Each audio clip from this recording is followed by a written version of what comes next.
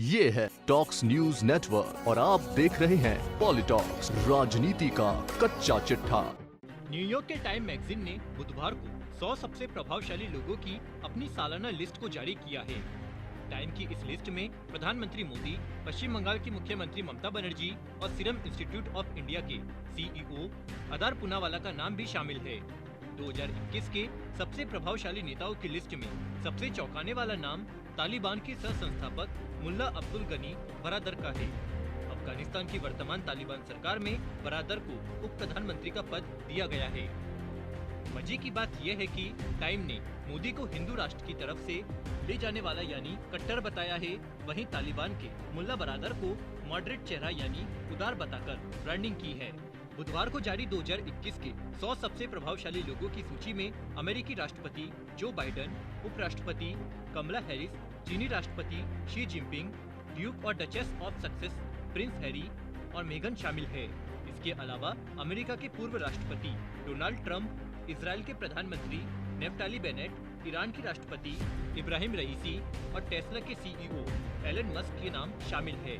PM Modi के time profile में कहा गया है कि एक स्वतंत्र राष्ट्र के रूप में अपने 74 वर्ष में भारत के 3 प्रमुख नेता रहे हैं। इनमें जवाहरलाल नेहरू, इंदिरा गांधी और नरेंद्र मोदी शामिल है। देश की राजनीति पर हावी होने वाले नरेंद्र मोदी तीसरे नेता है। उनके बाद कोई नहीं है। प्रसिद्ध CNN पत्रकार फरीद जाकरिया द्वारा लिखी गई प्रोफाइल में आरोप लगाया गया है कि पीएम मोदी ने देश को धर्मनिरपेक्षता से और हिंदू राष्ट्रवाद की ओर धकेल दिया। उन्होंने पीएम मोदी पर भारत के मुस्लिम अल्पसंख्यकों के अधिकारों को खत्म करने और पत्रकारों को कैद करने व डराने धमकाने के आरोप भी लगाए हैं।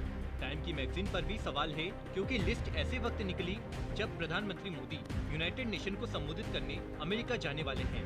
सितंबर 2019 में भी पीएम मोदी अमेरिका गए थे और उससे पहले भी टाइम ने मोदी को इंडियाज डिवाइडर इन चीफ बताया था। तो क्या ये प्रधानमंत्री मोदी के खिलाफ इंटरनेशनल एजेंडा है? जबकि नरेंद्र दामोदर दास मोदी की पहचान दुनिया के सबसे बड़े लोकतंत्र के प्रधानमंत्री के रूप में है, जो आतंक के खिलाफ लड़ाई में सक्रिय है। प्रधानमंत्री मोदी की दुनिया में वर्ल्ड लीडर के तौर पर सम्मान है और दुनिया को आतंक के खिलाफ एकजुट किया है। लगातार दूसरी बार भारत के सबसे लोकप्रिय प्रधानमंत्री के तौर पर जाने जाते हैं।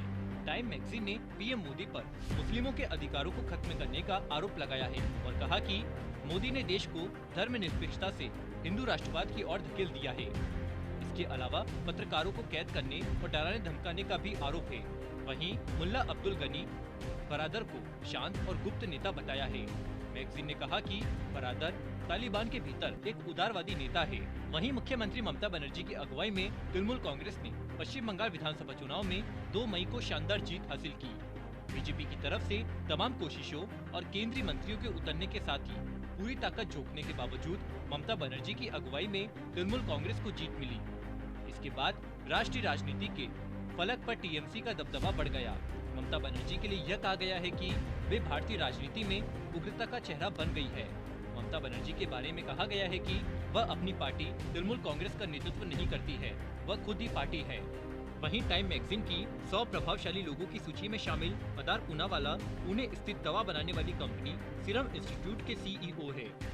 ऑक्सफोर्ड की कोविड-19 वैक्सीन कोविशील्ड का भारत में एस्ट्राजेनेका के साथ मिलकर उत्पादन कर रहे सीरम इंस्टीट्यूट ने कोरोना महामारी के दौरान महत्वपूर्ण भूमिका निभाई है। अदार पूनावाला के टाइम प्रोफाइल में कहा गया है कि महामारी अभी खत्म नहीं हुई है और पूनावाला अभी भी इसे समाप्त करने में मदद कर सकते हैं।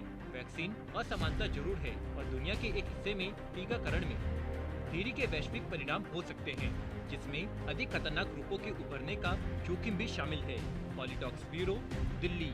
ये है टॉक्स न्यूज नेटवर्क और आप देख रहे हैं पॉलिटॉक्स, राजनीति का कच्चा चिट्ठा।